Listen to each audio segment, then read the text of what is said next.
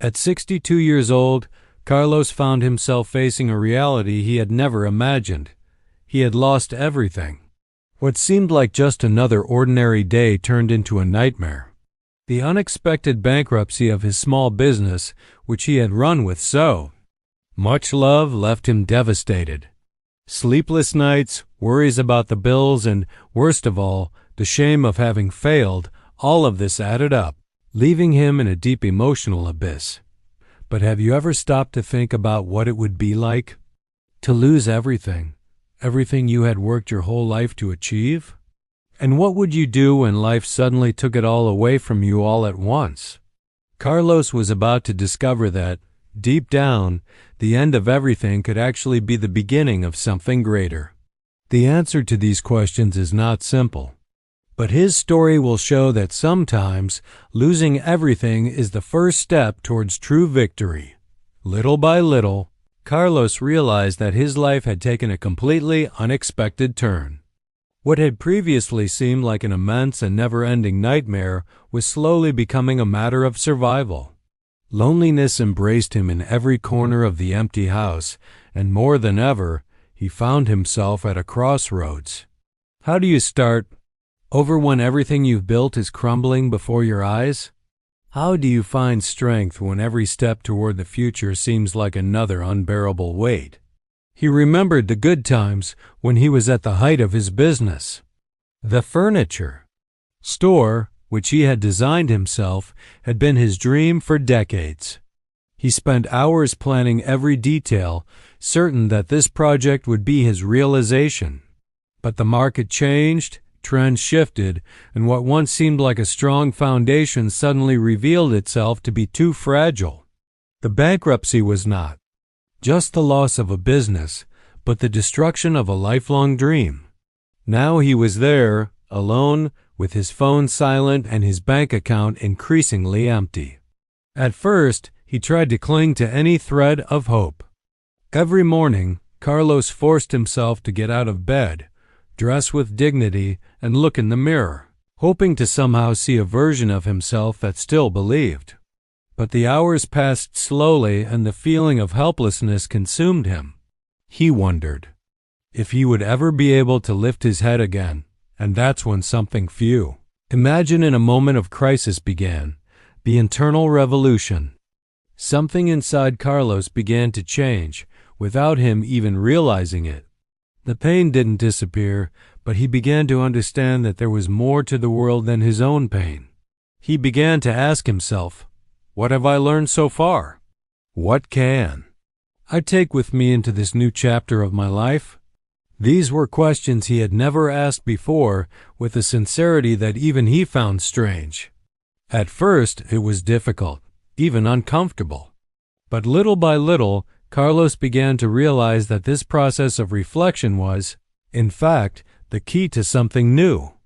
The loneliness, which had previously seemed suffocating, turned into an opportunity.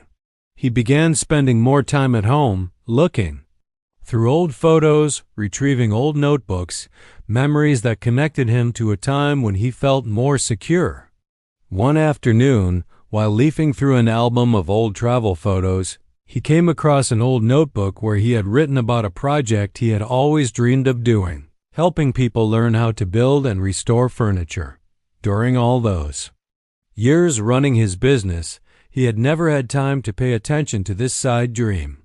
Carlos had always been so focused on his work that what he truly loved was kept in the drawer of his mind. Far from reality. It was at that moment that he had an idea. What if he used the experience he had, the knowledge he had accumulated over the years, to help others? What if his new beginning was no longer a business, but something more genuine, more human, that connected him with people and not just with profit? The simple thought gave him a boost. He still had a lot to offer, and more than ever, he needed something to motivate him to keep going. Maybe, deep down, he was tired of just seeking financial stability and was ready to seek something deeper, more meaningful. Carlos then decided to take the first step. He started with small projects. he taught neighbors and acquaintances how to restore old furniture. What began as a favor to a friend soon spread throughout the community. Carlos had a skill that many did not have, and with that, he found his first client, or rather, his first apprentice. Little by little, the classes began to take shape, and an even more powerful idea emerged to create a community workshop where he could teach anyone interested, regardless of age or level of experience, how to restore and create furniture from scratch. The workshop would not only be a place to learn, but a place to share stories and rediscover forgotten talents. He began to seek sponsorship and, even without money, saw donations of materials for his projects. Some pieces of wood were donated by a longtime friend, and with the help of others, he managed to set up the initial structure of what would become the Oficina de Esperanza. Deep down, Carlos knew that this project would not solve all his financial difficulties immediately. But there was something much more important happening here. He was regaining his own self-esteem. He was no longer just a failed businessman. He was a mentor, someone who was creating something bigger than himself. He was teaching others what he had learned throughout his life, that failure is not the end, but merely a lesson for those who are willing to learn. Over time, Carlos's workshop began to attract more people.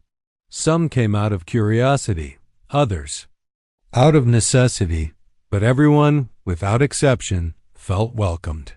Carlos, with his patience and experience, helped each person find their own path in the world of restoration. He knew how to give others what he himself had lost: confidence and fed hope. And with each new smile that appeared as he completed a piece of furniture, he realized that he was in some way rebuilding not only his life, but the lives of everyone around him. He no longer had the business he had before, but something much more valuable was being created: a community, a new purpose. Loneliness was no longer a burden. Now she was the seed of his new beginning. And, little by little, he discovered that, even after losing everything, he still had something that no one could take away from him: the ability to transform his pain into something beautiful, something that touched the lives of the people around him. As the months went by, Carlos realized that the workshop had become something much bigger than he had ever imagined. It was not just a place where he taught how to restore furniture, but a space where people rediscovered their own skills, their passions, and even their own dreams. The classes were not limited to just the practice of working with wood, but became a true meeting of souls. There, stories intertwined, and each piece of restored wood represented more than just a piece of furniture. It was a part of each person who passed through the workshop. Among the students was Donna Ana, a 70-year-old woman who, after the death of her husband, had isolated herself in her home for years. She never imagined that learning to restore furniture could become an escape valve for her pain. But little by little, with Carlos' help and the time spent at the workshop, she began to get back on her feet. When she finished her first restored chair, her eyes lit up. It was as if she had found a lost part of herself. There was also young Paulo, a 25-year-old who, after losing his job at a large company, was adrift. Not knowing what to do with his life, he signed up for the workshop more out of curiosity than anything else. What he didn't know was that this simple step would change his trajectory. During the classes, Paulo began to realize that there was more pleasure in creating than following the rules of a company. There, with Carlos, he found a new passion, and over time, he dedicated himself so much to furniture restoration that he thought about opening his own business. The stories of overcoming, growth, and transformation multiplied every week. Each student brought a new perspective, a new lesson. Carlos not only taught the technique, but shared his own journey of loss and new beginnings, showing that pain could be a source of strength. As the workshop grew, he began to realize that his own life was changing before his eyes. But the turning point in Carlos' story came when he was invited to participate in a local craft fair. It was an opportunity he had never imagined, and the invitation took him by surprise. When he received the news, his heart raced. He knew that, although his project was flourishing, it still needed greater recognition. The fair would be a chance to show everyone the value of his work and, more importantly, the power of starting over, of transforming pain into something beautiful. The support of his students, Carlos decided to participate. He prepared a simple stand, but full of pieces made by him and his apprentices. At first, he did not have high expectations. He knew that the audience there would probably be looking for more sophisticated products from better-known brands. But, to his surprise, Carlos' stand attracted a considerable number of people. Many stopped to admire the handcrafted work, and the story behind each piece began to move those who passed by. A woman, moved, approached, and commented, "I see more than just furniture here. I see the soul of each person who has passed through this workshop." Those words left a mark on Carlos in a way he never imagined. What he was doing was not just a way to make a living, but something that touched people's lives, that inspired them. When he started that project, he had no idea that it would have such a profound impact, not only on his own life, but on the lives of so many others. By the end of the fair, Carlos had not only sold several pieces, but had also earned the friendship and respect of many other local artisans and entrepreneurs. Most importantly, he felt complete. The void in his chest, the void left by the bankruptcy of his old business, was now filled with something much more valuable, a sense of belonging, and the certainty that his journey of overcoming obstacles had not been in vain. The workshop continued to grow, and new partnerships emerged.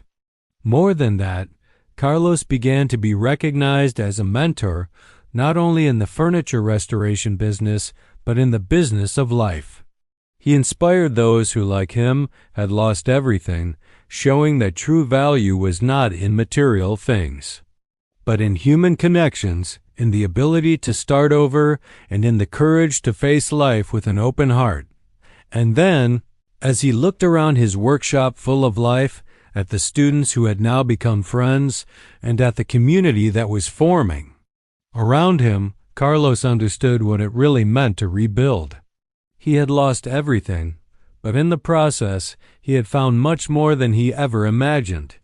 He had found a new family, a purpose, and most of all, himself.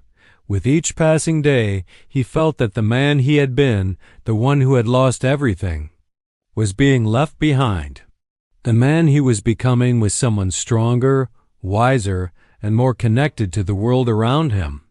Carlos wasn't just restoring furniture. He was restoring his own life, and through each piece of wood, he touched the hearts of those who were willing to listen to his story. And at the end of it all, he knew true wealth was not in accumulating material goods, but in accumulating experiences, learning to share, and above all, never giving up on starting over. As the months passed, Carlos felt more connected to what he was creating. His workshop, which had previously been just a starting point for him, was now the beating heart of a small community. More than a place to learn how to restore furniture, it was a place where the idea was cultivated that what seemed lost could be rebuilt.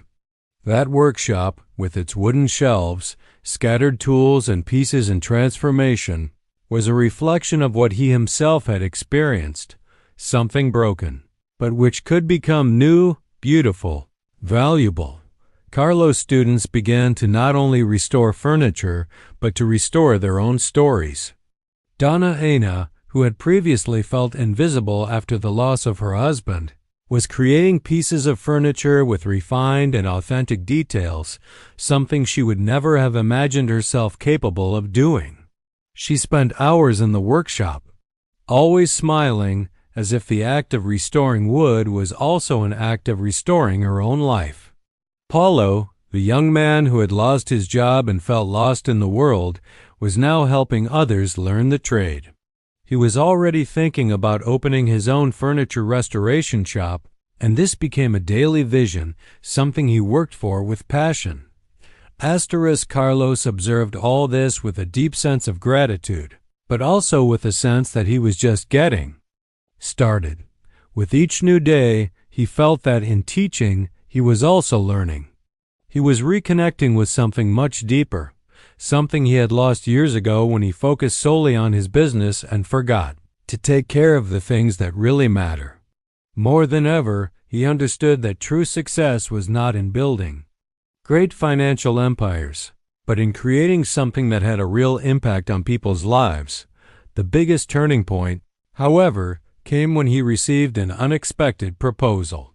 A local businessman interested in the work developed in the workshop suggested that they join forces to create a line of restored furniture with a unique artistic touch. The idea was to sell the pieces in a large art gallery in the city, showing the public the value of objects created from reinterpretation and history. The project sounded like a dream, but at the same time, Carlos felt the weight of the decision. He didn't want the essence of the workshop to be lost in something purely commercial. He knew that his mission was not just to sell furniture, but to transform lives. That was when he gathered his students, people who, in some way, were as connected to that space as he was. Donna Ana, Paulo, and others who had been there since the beginning listened to the proposal attentively. What Carlos didn't know was that conversation would be the key to everyone's future. Carlos, you've already shown us that we can do more than we imagine. The workshop isn't just about wood or tools, it's about us, about what we become while working together here. If this partnership goes ahead, I want it to be more than a commercial project. I want it to be a community project. I want our workshop, what we learn here, to reach more people, to change more lives. What do you think? Paulo said, his voice firm and full of determination. Those words touched Carlos deeply. He realized that, for him, the value was in the human impact that the workshop provided and not just in the profit it could generate. He didn't want to lose that. He decided that if the partnership were to happen, it would have to be done in a way that preserved everything that the workshop represented. It would be an opportunity to show the world what he and his students had created together, but without losing focus on personal transformation. Carlos then organized a meeting with the businessman. He sat down at the table and, without hesitation, began to explain his conditions. He didn't want the project to be just a business, but a way to give visibility to all the people who had been involved in the process. He proposed that, in addition to selling the restored pieces, the gallery would also promote workshops and community events, where others could learn the art of restoration and connect with their own stories. The businessman, who initially thought only of a line of exclusive furniture, was surprised by Carlos' vision. He realized that the project could not only attract a different audience, but also engage the community in a much deeper way.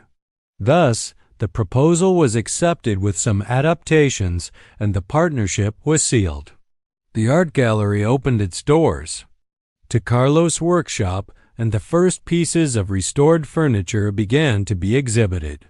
What happened next was beyond anyone's expectations. The gallery was a huge success, and the pieces from the workshop became true works of art. The work of Carlos and his students gained prominence in the local media, and the workshop began to be recognized not only for the quality of the pieces, but for the social impact it had. People of all ages and backgrounds began to visit the space, interested not only in learning, but in engaging in personal transformation, and it was in this environment of growth that Carlos found his true fulfillment. He realized that his life would never be the same again. He was no longer alone, as he had been in the days when bankruptcy had left him lost and hopeless. He had found something more important than any material success. He had found a purpose that filled the void that had previously existed within him. Carlos' workshop became a symbol of overcoming, resilience, and above all, transformation. He had not only rebuilt his life, but he had helped rebuild the lives of others, and that was what really mattered. What started as a small new beginning, without great expectations, was now a project that touched the soul of everyone who participated in it. Carlos knew there was no end to what he was creating. It didn't matter how many pieces of furniture he restored or how many classes he taught. His true legacy was not in the pieces of wood, but in the stories he helped tell. And as his workshop continued to grow, he also knew that the greatest project of all was being realized there, with each new person who walked through the door and began to restore their own lives. Carlos' success wasn't limited to his workshop or his partnership with the art gallery. He found that the impact of his work was expanding in surprising ways far beyond the walls of his space. Stories of the people who had crossed his path, of the students who had become his friends, began to spread throughout the city. He unwittingly became a symbol of resilience and transformation. Every day, more people were interested in learning the art of restoration and, more than that, in discovering how they could start their own lives over again. Carlos didn't just restore furniture, he restored people. And this became clear when he realized that his students, who had once been lost, were now fulfilled and full of purpose.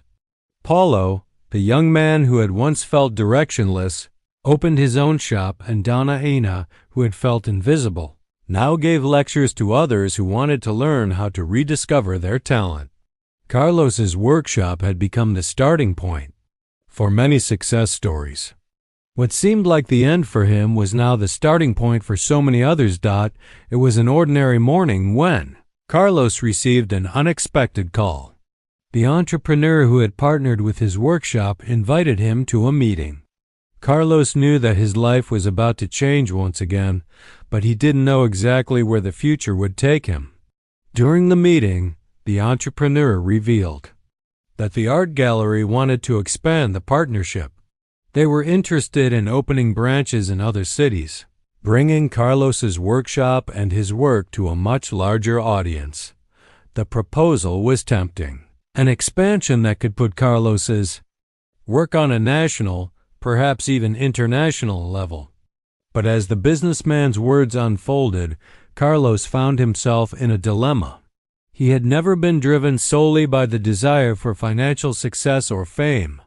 His heart was connected to the work he did, the impact he was making, the way he and his students were creating something that went beyond the materiality of furniture. He didn't want to lose that essence.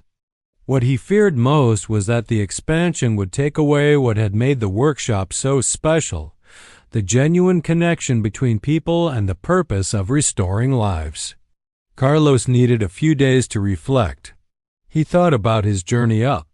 Until that point, from a man who had lost everything to someone who had found something much more important than money. He thought about his students, the stories of overcoming obstacles he had experienced alongside them, the friendships that had formed and the lives that had been transformed. He knew that the gallery's proposal could change his life, but he also knew that he couldn't lose himself in the values that had brought him there. In the end, he made a decision. He would not accept the expansion proposal, not because he didn't believe in the potential of the project, but because he understood that what made the workshop unique was not its size, but its soul. He wanted to continue to have close contact with his students, to continue to be that mentor who is present in every detail, in every conversation, in every lesson. He decided that, instead of expanding physically, he would continue to grow more organically without losing the essence of what he had created. He would use the notoriety that the gallery brought to further strengthen his social mission. With the support of the community and students, Carlos planned to create a foundation, something that could perpetuate the spirit of his workshop and reach even more people. He wanted anyone, regardless of their social or financial status, to have the opportunity to learn, to get back on their feet, to transform themselves. The focus now would be to provide access to free courses for people in vulnerable situations, offering them a chance to learn a profession, discover a hidden talent, and most importantly, to regain their confidence. This project quickly began to take off. Carlos, with the support of his students and the community, managed to raise funds and secure sponsorships. He created a space dedicated to free furniture restoration education, where people of all ages could learn and, at the same time, receive emotional and psychological support to deal with their difficulties. He knew that practical skills were important, but what would really make a difference in these people's lives would be the confidence they would regain in themselves. Meanwhile, his workshop continued to thrive. The restored furniture pieces, created with so much love and dedication, continued to attract customers, but Carlos no longer worried so much about sales. What he valued most was the way his workshop became a reflection of his own journey. He was no longer the man who had lost everything. He was the man who had found something that no one could take away from him: the ability to transform lives, to restore hope, to build, every day, a better future for himself and others. And so Carlos realized that he no longer needed to worry about what he had lost, but rather what he had gained. He had rebuilt not only furniture, but his own life and the lives of so many others. What began as a journey of pain and loss had become a mission of hope and renewal. He had learned that even when everything seems lost, there is always something precious to be rebuilt. And for him, that was true victory. Carlos' story is a reminder that life is never about definitive losses. Every failure is an opportunity to start over, and even when everything seems to be falling apart, the future can surprise us in ways we never imagined. Because, as he discovered, it doesn't matter how much you've lost. What really counts is what you can still build. Just like Carlos, you can also turn challenges into new opportunities. If this story inspired you and you want to see more stories of overcoming like this, don't forget to subscribe to the channel and activate the bell so you don't miss any chapter of this incredible journey. Let's share more moments that touch the heart together.